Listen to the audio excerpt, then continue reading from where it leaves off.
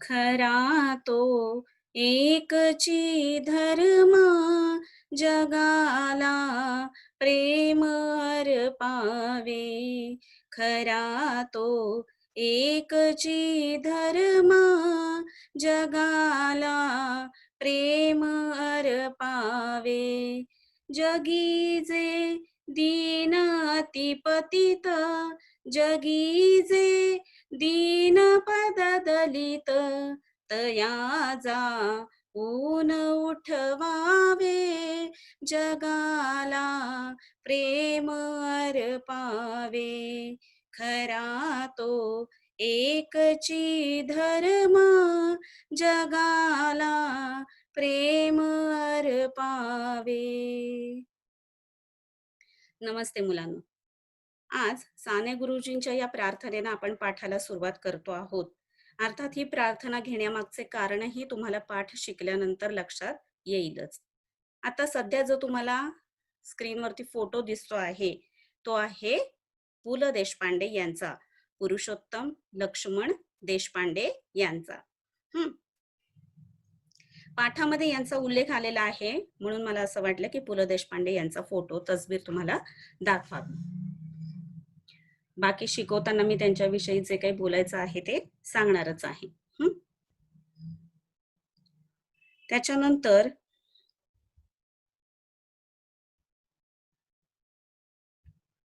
हा जो फोटो दिसतो आहे तो आहे पु ल देशपांडे आणि त्यांच्या पत्नी सुनीताबाई देशपांडे.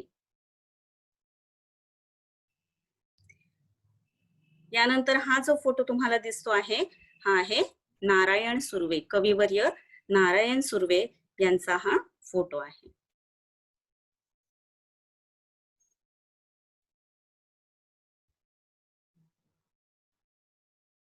या छबी पाहून घ्या मुलांनो, हे फोटो पाहून घ्या.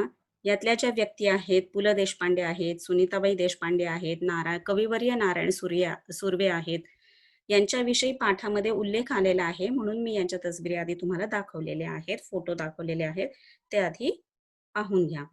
आता आपण पाठाला प्रत्यक्ष सुरुवात करतो आहोत.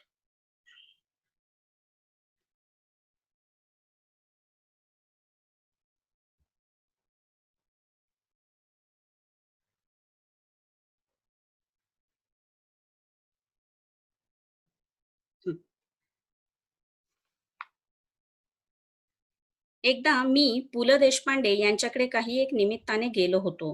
काम झाल्यावर मी निघण्याच्या बेतात होतो. तेवढ्यात सुनीताबाईंनी मला थांबवले व विचारले, तुम्हाला शाल दिली तर चालेल काय? इथे उल्लेख आलेला आहे पहा. एकदा लेखक पु ल देशपांडे यांच्याकडे काही एक निमित्ताने म्हणजे कारणास्तव, काही कारणाने, काही रिझन होतं म्हणून गेलेले होते. पु ल देशपांडे, पुरुषोत्तम लक्ष्मण देशपांडे, अष्टपैलू व्यक्तिमत्व आहे मुलांनो. पु ल देशपांडे हे आमचे खरं म्हणायला गेलं तर आवडीचे लेखक आहे. आम्ही कॉलेजमध्ये असताना पु ल देशपांडेंची अनेक नाटकं बसवलेली आहेत, अनेक नाटकांमध्ये काम केलेलं आहे.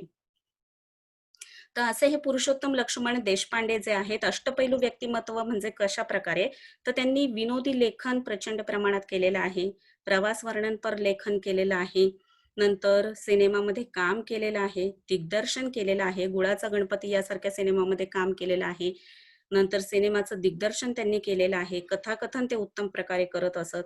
अशा प्रकारे अनेक प्रकारे त्यांनी लेखनही केलेलं आहे, सिनेमांमध्ये कामही केलेलं आहे, दिग्दर्शनही केलेलं आहे. त्याच्यामुळे अष्टपैलू व्यक्तिमत्व म्हणून ओळखलं जातं. आणि असे हे पु ल देशपांडे, त्यांच्याकडे हे एकदा गेलेले असताना लेखक काम झाल्यावर ते निघण्याच्या बेतात होते. निघण्याच्या बेतात होते म्हणजे निघण्याच्या तयारीतच होते, जाण्याच्या तयारीतच होते. तेवढ्यात सुनीताबाई म्हणजे पु ल देशपांडे यांच्या पत्नी, सुनीताबाई देशपांडेंचं सुद्धा लेखन आहे. त्यात आत्मचरित्र एक त्यांचं प्रसिद्ध आहे मनोहर तरी. तर सुनीताबाईंनी तेवढ्यात त्यांना थांबवलं आणि विचारलं, तुम्हाला शाल दिली तर चालेल काय?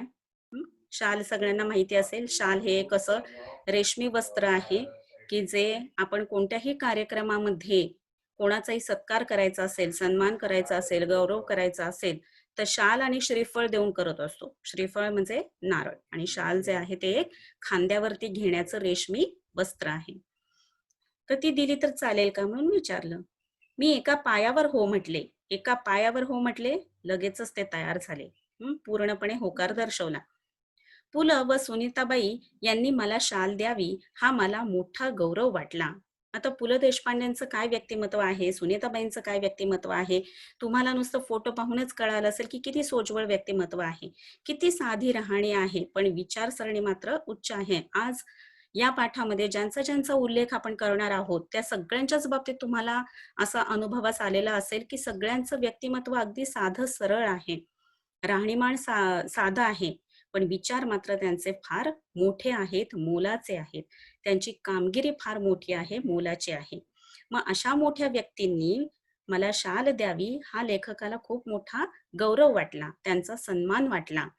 मुलांनो, मराठीमध्ये सन्मान, न ला म जोडून सन्मान शब्द आहे. तर हिंदीमध्ये यालाच काय म्हटलं जातं, सन्मान, सन्मान करणं. तिथे मात्र म ला म जोडलेला आहे. हिंदीमध्ये म ला म जोडलेला आहे, मराठीमध्ये न ला म जोडलेला आहे. गौरव वाटणे, सन्मान वाटणे. ती शाल मी माझ्या खोलीतल्या सुटकेसमध्ये ठेवून दिली.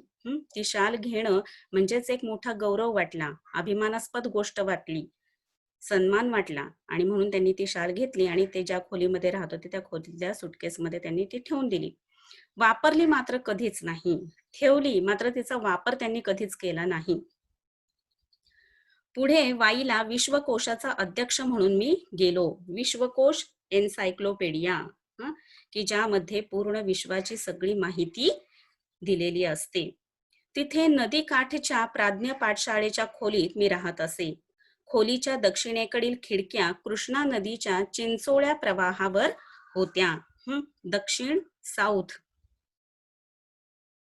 खिडक्या, विंडोज. खिडकी एकवचन, खिडक्या अनेकवचन. कृष्णा नदीचं नाव आहे आणि चिंचोळ्या प्रवाहावर. चिंचोळा म्हणजे निमुळता प्रवाह, नॅरो. प्रवाह म्हणजे अ फ्लो, वाहण्याचा वेग. चिंचोळ्या प्रवाहावर होत्या. थंडीच्या दिवसात एक बाई माझ्या खिडकीखालील घाटाच्या छोट्या तटावर तिचे छोटे मूल एका टोपलीत ठेवून मासे पकडण्याच्या उद्योगात होती. थंडीचे दिवस होते. अर्थातच कडाक्याची थंडी असणारे. आणि अशा या थंडीच्या दिवसात एक बाई, एक स्त्री माझ्या खिडकीखालील घाटाच्या म्हणजे नदीच्या इथे जे उतरणाऱ्या पायऱ्या असतात त्या पायऱ्यांवरती, छोट्या तटावरती, तट म्हणजे नदीचा काठ, किनारा, त्या काठावरती तिचे छोटे मूल एका टोपलीत, टोपली सगळ्यांना माहिती असेल, तर ह्या टोपलीमध्ये ठेवून मासे पकडण्याच्या उद्योगात होती, खटपट करत होती मासे पकडण्यासाठी. तिचे बाळ कडाक्याच्या थंडीने कुडकुडत रडत होते. त्या टोपलीमध्ये तिचं जे बाळ ठेवलेलं होतं, तर ते बाळ मात्र कडाक्याच्या थंडीनं कुडकुडत रडत होतं. थरथरत होतं अगदी थंडीनं, जोरजोरात रडत होतं. पण आई तिकडे बघतही नव्हती. एवढं रडणारं मूल थंडीनं कुडकुडतंय, पण आई मात्र त्याच्याकडे पाहतही नव्हती. मला मात्र राहवले नाही. मी सुटकेस मधील पुलकित शाल काढली. पुलकित शाल, पुलकित म्हणजे त्यांना ज्या शालेमुळे अत्यंत आनंद झालेला होता, आनंदित करणारी, रोमांचित करणारी अशी ती शाल. आनंदित करणारी, रोमांचित करणारी अशी ती शाल. ती त्यांनी काढली. 5-50 रुपयांच्या नोटा काढल्या व त्या बाईला हाक मारली. आवाज दिला. खिडकीतून ते सर्व खाली दिले आणि म्हटले, त्या बाळाला आधी शालीत गुंडाळ आणि मग मासे मारत बैस.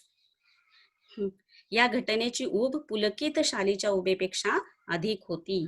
आता ही जी घटना दिलेली आहे, हा जो प्रसंग दिलेला आहे तो पहा मुलांनो. काय म्हटलेला आहे की त्या बाळाला आधी शालीत गुंडाळ आणि मग मासे मारत बस. का तर मूल कडाक्याच्या थंडीमध्ये गारठलंय, ते जोर जोरात रडतंय, तेव्हा ही शाल दिलेली आहे त्याच्यामध्ये त्याला गुंडाळलं तर त्याला ऊब मिळेल, उष्णता, गरमी मिळेल आणि मग ते बाळ रडायचं थांबेल आणि मग तू तुझ्या कामाला लाग. काय काम करतीये ती?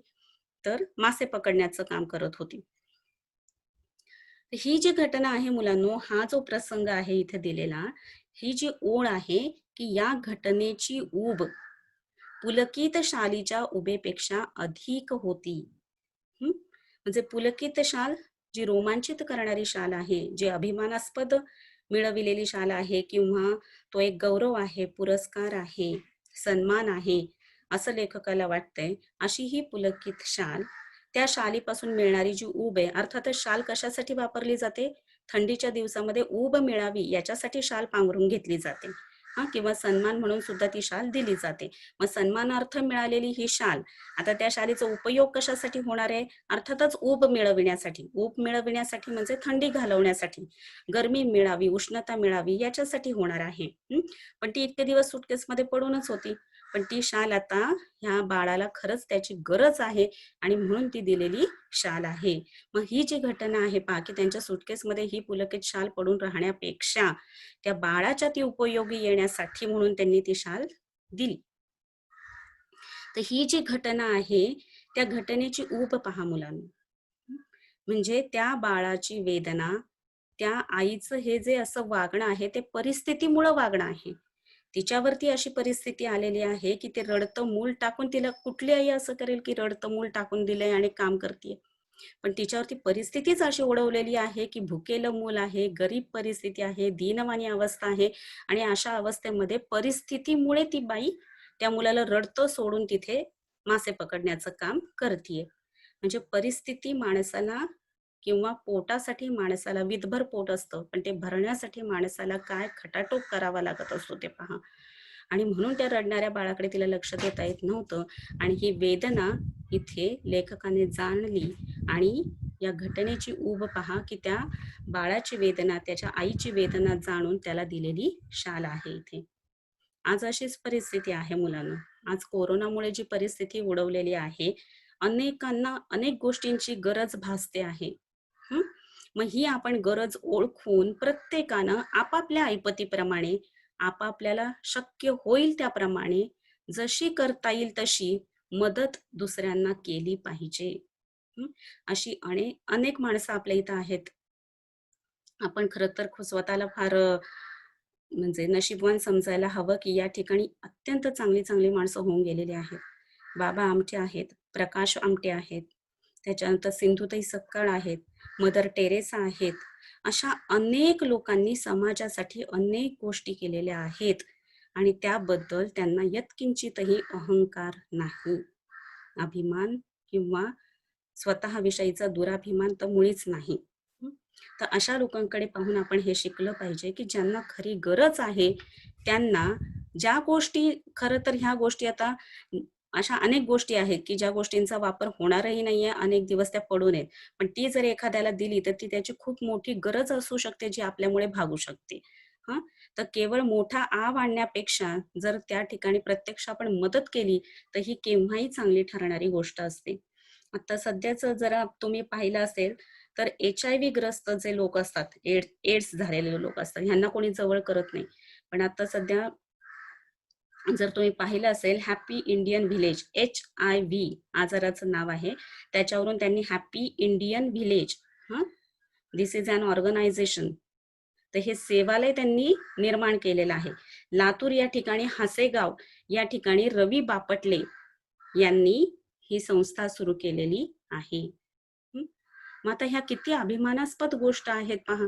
बाबा आमटे जे आहेत ते लोकांना म्हणतात, की तुम्हीच का फक्त मैला वाहून न्यायचा? मैला वाहण्याचा अधिकार माझा सुद्धा आहे. असं म्हणणारे हे बाबा आमटे म्हणा, मदर टेरेसा म्हणा किंवा हे रवी बापटले म्हणा, की जे HIV एड्स ग्रस्तांना कोणी जवळ करत नाही त्यांच्यासाठी जे सेवालय चालवत आहेत. तर ह्या ज्या घटना आहेत, या ज्या गोष्टी आपण पाहतोय, शिवाय आत्ता ज्या कोरोनाच्या परिस्थितीमध्ये अनेक ठिकाणी अनेकांचे मदतीचे हात येत आहेत. यामुळे माणुसकी दिसून येते. यामधून तुम्हाला माणसाविषयीची जाणीव किती आहे, हं, ती तुम्हाला या प्रसंगांमधून दिसून येत असते. तर अशा घटनांची, अशा प्रसंगांची ऊब ही फार महत्त्वाची आहे. त्या एखाद्या वस्तूपेक्षा किंवा त्या एखाद्या पुरस्कारापेक्षा सुद्धा ही महत्त्वाची आहे, की आपण माणुसकीनं वागलं पाहिजे. तर ही अनेक उदाहरणं तुमच्या डोळ्यासमोर आहेत. पुढे पहा. आणि म्हणून येथे म्हटलेलं आहे, की या घटनेची ऊब पुलकित शालीच्या उभेपेक्षा अधिक होती. माणसानं माणसाला समजून घ्यायचं नाही, तर मग कोण समजून घेणार? फक्त माणसांनाच नव्हे, तर प्राण्यांची सुद्धा अवस्था आपण समजून घेतली पाहिजे आणि त्यांना सुद्धा मदतीचा हात पुढे केला पाहिजे. तरच आपण माणूस म्हणून जगण्यास लायक आहोत. हो की नाही? पुढे पहा. कविवर्य नारायण सुर्वे खूप सभा संमेलने गाजवत. तो एक प्रसंग त्यांनी सांगितलेला आहे. आता पुढचा प्रसंग काय आहे तो पहा. आता मी तुम्हाला सुरुवातीला कविवर्य नारायण सुर्वे यांचा फोटो दाखवलेला आहे. नारायण गंगाराम सुर्वे. हं. पद्मश्री हा पुरस्कार त्यांना मिळालेला आहे. कविवर्य म्हणून त्यांना नावाजलं जाते पहा. अतिशय मोठे कवी आणि माझे विद्यापीठ ही जी त्यांची कविता आहे, ते जणू काही त्यांचं आत्मचरित्रच आहे. कामगारांविषयी वगैरे जे त्यांनी विचार मांडलेले आहेत. अतिशय सुंदर कविता त्यांनी केलेल्या आहेत कविवर्य नारायण सुर्वे यांनी. आणि त्यांनी खूप सभा, संमेलनं गाजवलेली आहेत. ज्या ठिकाणी ते स्टेजवरती येतील, अ, व्यासपीठावरती येतील, त्यावेळेस त्यांच्या कविता म्हणा, त्यांचं बोलणं म्हणा, हे ऐकून अनेक लोकांनी टाळ्यांचा गजर केलेला आहे. त्याला म्हणायचं सभा संमेलनं गाजवणं. हं. पुढे ते साहित्य संमेलनाचे अध्यक्षही झाले. साहित्य संमेलन भरत असतं मुलांनो. साहित्याचा मेळावा भरत असतो. साहित्य लिटरेचर, वाङ्मय, आणि या वाङ्मयाचं, या साहित्याचं संमेलन असतं आणि या संमेलनासाठी एखादा अध्यक्ष नेमलेला असतो. परिणामतः त्यांच्या कार्यक्रमांना अहोरात्र भरतीच असे. हं. तर हे इतके, म्हणजे कविवर्य नारायण सुर्वे हे इतकी मोठी व्यक्ती आहे, की त्यांच्या कार्यक्रमांना अहोरात्र भरतीच असे. अहोरात्र, दिवस-रात्र. भरती हा शब्द कशावरून आलेला आहे? समुद्राला, तुम्हाला माहिती आहे, आपण हे शब्दप्रयोग वापरतो, की समुद्राला भरती आलेली आहे. समुद्राला ओहोटी लागलेली आहे. भरती येणे म्हणजे समुद्राचं पाणी वाढणे. तर ओहोटी लागणे म्हणजे पाणी कमी होणे. आता इथं कार्यक्रमांना अहोरात्र भरतीच असे म्हणजे काय, की कार्यक्रमांना दिवस-रात्र लोकांची गर्दी नुसती ओसंडून वाहत असे. इतके लोक जमा व्हायचे. प्रत्येक कार्यक्रमात सन्मानाची शाल व श्रीफळ त्यांना मिळत राही. कुठेही कार्यक्रम असला तरी मग त्यांचा सन्मान करण्यासाठी, त्यांचा गौरव करण्यासाठी इथे सन्मान शब्द वापरलेला आहे. तर न ला म जोडलेला आहे आणि हिंदीमध्ये मात्र म ला म जोडायचा. सन्मानाची शाल व श्रीफळ, श्रीफळ म्हणजे नारळ, त्यांना मिळत राही. एकदा ते मला म्हणाले, "या शाली घेऊन घेऊन मी आता शालीन बनू लागलो आहे." शालीन बनू लागलो आहे. मुलांनी तो शालीनचा अर्थ नम्र किंवा विनम्र असा दिलेला आहे. पण मला काय वाटतं, की शालीनचा अर्थ खरंच तर सोज्वळ. शालीन, सोज्वळ, आणि शालीनता, सोज्वळता. जे आजकाल तुम्ही पाहत असाल मुलांनो, आता खाली पहा, की त्यांच्या बोलण्यातील उपरोधिक खोच माझ्याच नव्हे तर कोणाच्याही सहजपणे लक्षात येणारी होती.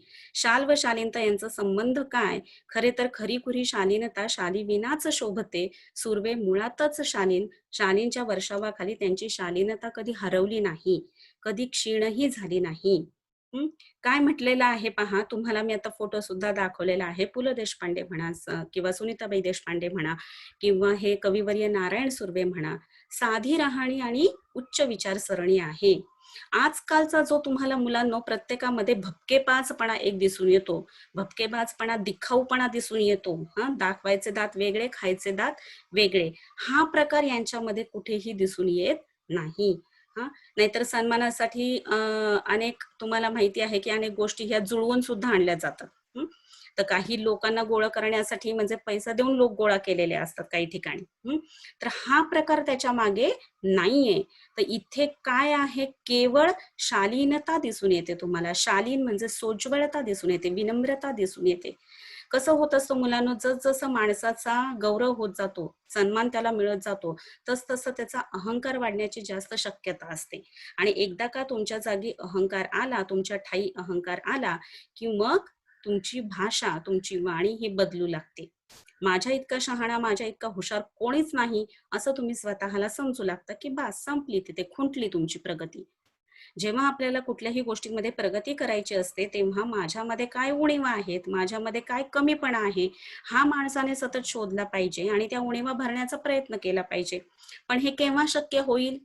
जेव्हा माठ रिकामा आहे, तेव्हाच त्यामध्ये पाणी भरलं जाऊ शकेल, की नाही? पण आपण जर म्हणत असू, की नाही मला सगळं येतच आहे, माझ्यासारखा कोणी हुशार नाहीच, तर मग तुम्हाला कोण काय शिकवू शकेल किंवा तुमच्यामध्ये कोण काय भरू शकेल किंवा घालवू शकेल? तर ते पालथ्या घड्यावर पाणी होईल. त्याच्यामुळे मुळात आपल्यामध्ये काही उणिवा आहेत याची जाणीव माणसाला असली पाहिजे. आणि कोणीही अख्ख्या, म्हणजे सगळीकडे जर पाहायला गेलं तर कोणी परिपूर्ण नसतो. प्रत्येकामध्ये काही ना काही उणीव असते. प्रत्येकापेक्षा प्रत्येकजण कोणी ना कोणी त्याला शेरात सव्वा शेर भेटणारा असतोच. म्हणजे आपल्यापेक्षा कोणी ना कोणी श्रेष्ठ हे असतंच. त्याच्यामुळे स्वतःच आपण फार हुशार आहोत किंवा या मदमस्त भावनेनं किंवा अहंकारानं किंवा दांभिकता ही माणसामध्ये असू नये.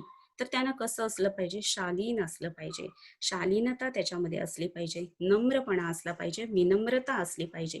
मग ती बोलण्यामध्ये असावी, ती वागण्यामध्ये असावी आणि ती पहा मुलांना तुमच्या डोळ्यांच्या म्हणजे नजरेतूनच ती तुम्हाला दिसून येईल. त्याच्या वागण्या बोलण्यातून लगेचच दिसून येईल. शालीनता हे काही अशी गोष्ट नाही की तुम्हाला ती खाऊ पिऊ घालून किंवा औषध गोळ्या देऊन वगैरे तुमच्यामध्ये वाढवता येण्यासारखी नाही. तो एक संस्कार आहे जो बालपणापासूनच तुमच्यावरती झाला पाहिजे आणि बालपणाचं ते बाळकडू आहे ते खरं तर. म्हणजे आपण म्हणतो सत्य हे कडू असतं. त्याप्रमाणे आहे. संस्कार करत असताना मुलांना अनेक छडी लागे छमछम, विद्या येई घमघम. त्याप्रमाणे किंवा हिऱ्याला पैलू पाडताना सुद्धा आधी त्याला फार ठोकावं, घासावं लागतं तेव्हा तो चमकतो. हा, त्याप्रमाणे शालीनता येण्यासाठी लहानपणापासूनच तुमच्या मनावरती तसे संस्कार व्हावे लागतात आणि ते कोणीही सांगावे लागत नाहीत. त्या माणसाचं बोलणं, त्या माणसाचं वागणं, चालणं याच्यातूनच कळत असतं की तो किती शालीन आहे, त्याच्यामध्ये किती शालीनता आहे, विनम्रता आहे, हे जाणवत असतं.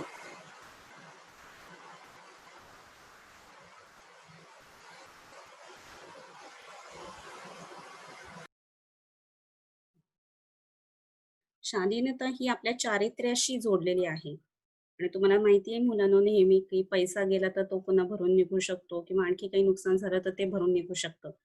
पण शीलवान असणं, चारित्र्यवान असणं हे किती महत्वाचं आहे. एकदा का कॅरेक्टर गेलं, चारित्र्य गेलं, की मग पुन्हा मात्र त्याची भरपाई करता येत नाही.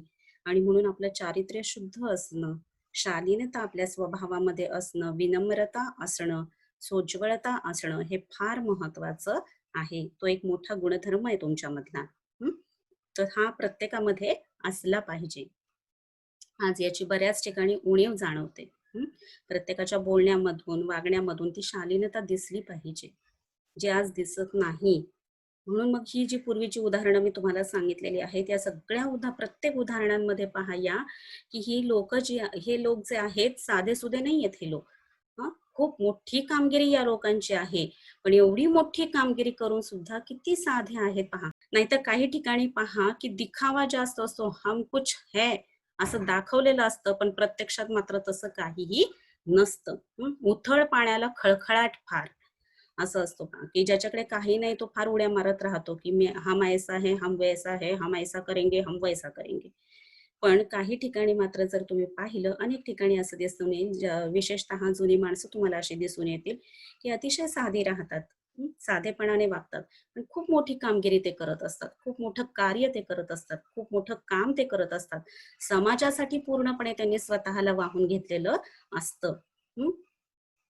म्हणून शालीनता हा एक फार मोठा गुणधर्म आहे. हा फार मोठा गुण आहे, जो आपल्यामध्ये असला पाहिजे. आता त्यांच्या बोलण्यातील उपरोधिक खोच म्हणजे काय? की टोमणा मारून ते जे काही बोललेले आहेत, ते त्यांच्याच नव्हे तर कोणाच्याही सहज लक्षात येईल अशी ती गोष्ट आहे. म्हणजे लेकी बोले सुणे लागे असं आपण म्हणतो. त्याप्रमाणे ही जी उपरोधिक खोच आहे, टोमणा मारलेला आहे या ठिकाणी. शाल व शालीनता याचा संबंध काय? खरे तर खरी-खुरी शालीनता शालीविनाच शोभते. सुर्वे मुळातच शालीन आहेत. शालींच्या वर्षावाखाली त्यांची शालीनता कधी हरवली नाही. हे महत्वाचं आहे पहा मुलांनो, ही जी ओळ दिलेली आहे, की शालींच्या वर्षावाखाली त्यांची शालीनता कधी हरवली नाही. कधी क्षीणही झाली नाही. म्हणजे अनेक शाली त्यांना मिळाल्या, म्हणजे अनेक सन्मानाचे, गौरवाचे प्रसंग आले. मग जेवढा सन्मान वाढेल, जेवढा गौरव वाढेल, तेवढा अहंकार त्यांच्यामध्ये कधीही वाढला नाही. तर या सगळ्या शालींच्या वर्षावाखाली, वर्षा म्हणजे खूप प्रमाणात शाली मिळणे. तर त्या सगळ्या शाली ज्या मिळालेल्या आहेत, त्यांची शालीनता याच्यामध्ये कुठेही हरवली नाही. हां, निघून गेली नाही किंवा कधीही क्षीण झाली नाही. क्षीण झाली नाही म्हणजे कमी झाली नाही. हं. तर मुळातच ते शालीन आहेत आणि ही शालीनता त्यांच्या वागण्या बोलण्यातून, राहण्यातून लगेचच दिसून येते. मी कविवर्यांना म्हटले, "शालीमुळे शालीनता येत असेल, तर मी कर्जबाजारी होईन, भिकेला लागेन. पण शेकडो शाली खरेदी करून सर्वांना एक एक शाल लगेचच नेऊन देईल. यावर तो शालीन कवी मनापासून हसला. का कविवर्यांना काय म्हणाले हे, की शालीमुळे जर शालीनता येत असेल, हं, तर हे कर्जबाजारी होतील, अगदी कर्ज पण काढतील, उसनवारी करतील. भिकेला लागेन म्हणजे अगदी भीक मागायची वेळ आली तरी चालेल. पण मी काय करेन, शेकडो, शंभराना शाली खरेदी करेन, विकत घेईन आणि सगळ्यांना एक एक शाल लगेचच देऊन टाकेन. त्याच्यामुळे काय होईल, ज्याला ज्याला शाल दिली तो लगेचच झाला शालीन, झाला सोज्वळ, असं होऊन जाईल. आणि मग एकंदरीतच सगळे सुखी होऊन जातील. त्याच्यामुळे त्यांना असं म्हणायचं आहे, की जर शालीमुळे शालीनता येत असेल, तर मी हे करायला सुद्धा तयार आहे. यावर तो शालीन कवी मनापासून हसला. हं. कारण हे असं काही होणं शक्य नाही. ती मुळातच शालीनता तुमच्यामध्ये असली पाहिजे.